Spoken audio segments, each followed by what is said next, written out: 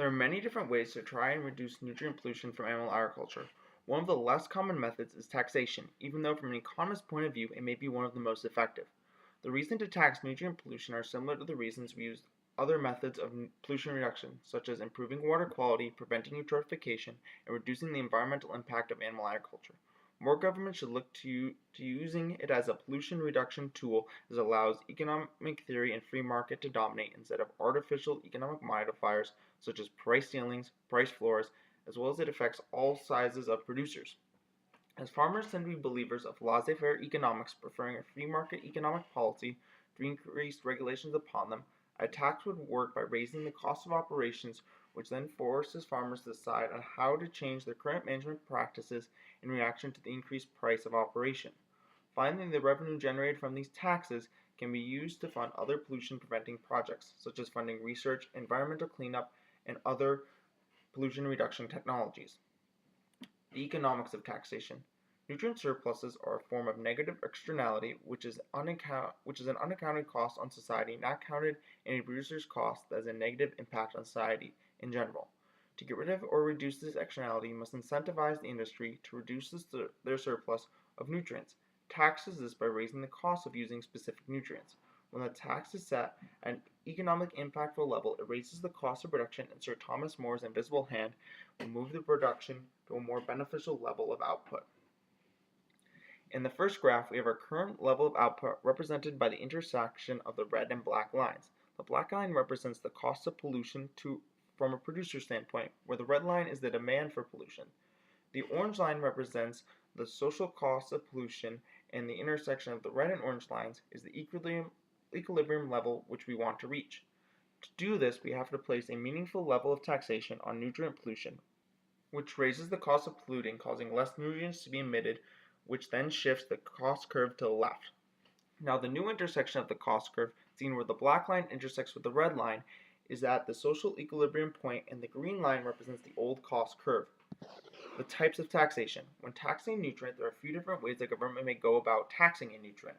First is a straight-up emissions tax, in which all emissions are taxed at a certain level regardless of how many pounds of nutrients are excreted into the environment. Taxing at a surplus is where a max level of untaxed emissions are allowed and all emissions over this level are taxed. In some circumstances, you may tax each level of emissions differently, as the first 200 pounds per acre has one level of tax and the next 50 pounds per acre are under another tax bracket and the next 50 pounds may be under another one, so on and so forth. Taxing based on production is based on the idea that each unit of production releases so many units of nutrients into the environment.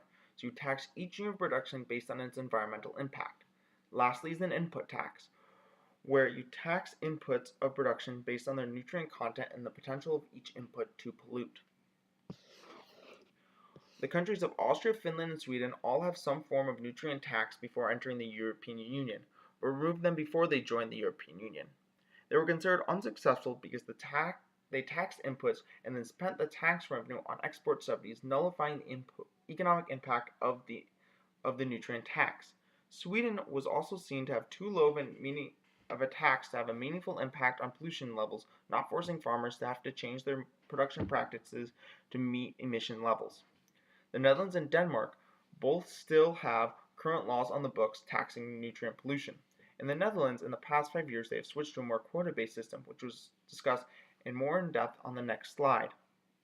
The reason water quality is so important for the Netherlands is that it sits at the mouth of the massive Rhine-Meuse-Scheldt Delta, the second largest river in Western Europe, averaging an output of 100,000 cubic feet of water per second, and the Eames estuary. Both of these river deltas empty into the fertile fishing grounds of the North Sea, as well as the country having an extremely high water table due to its low elevation and at some points sitting below sea level. The Netherlands from 1984 until 2015 was under an EU-imposed milk production quota, along with a taxation program called the Mineral Accounting System to tax nutrient pollution. The mineral accounting system worked similarly to how a nutrient balance sheet would work, which taxed then the excess nutrient emissions that were applied to fields. This combination was able to keep nutrient levels below EU standards. When the milk quota ended, it quickly became apparent the Netherlands' current system would not be able to keep phosphate levels under the phosphate limit agreed upon with the EU. Years before, in exchange for a higher level of nitrogen pollution, the Netherlands had struck a deal with the EU to reduce its phosphate emissions. Fearing this deal would not be extended due to the rapid growth of phosphate emissions as dairy farmers expanded after the removal of the milk quota, the government blindsided farmers as they imposed a per-cow emissions quota system based on cow numbers from the amount of phosphate a farm may release into the environment. The government then fined or taxed the surplus at a very steep rate. About a year ago, though, the EU court said it was legal for farmers to trade the quota between farms, allowing producers to buy and sell quota legally and increase farm size. This quota is based on a cow's production and the number of cows a farm has. The production portion is set into different tiers with different amounts of allowable phosphate pollution. This system is similar to the US income tax bracket system, meaning higher levels of production allow more pollution, which has led many farmers to ramp up cow production to above 11,000 kilograms per cow, as all milk over 11,000 kilograms per cow is free untaxed production based on the quota, which is capped at 11,000 kilograms per cow. Or some farms have switched to less productive cows or smaller cows. The cow numbers come from the number of cows a farm had on July 2nd, just months after the quota ended, leaving many farmers with a quota deficit as they expanded, not knowing the quota was going to come into effect. If the farm wants to have more cows than the quota is allotted to them, it must buy more quota from other farms that have excess quota, as the farm must be in an equal or positive quota balance to not be taxed for excess nutrient pollution. When I was in the Netherlands a month ago, the going rate for quota is about 2,000 euros per cow, which is way over the marginal benefit of having another cow, and many farmers that did buy quota swore they would never do it again as it was economically inefficient to have another cow. If we were to design an ideal tax for the United States based on the information from this video, the tax should tax production to fairly tax both low and high producers, allowing for a tax break for farms that have infrastructure and management practices in place to remove nutrients from their farms. The tax must also be regionalized as specific locations are more impacted or can handle different levels of nutrients. For example, western Kansas versus Shenandoah Valley, as western Kansas has a lower impact of water and nutrient runoff than the valley does.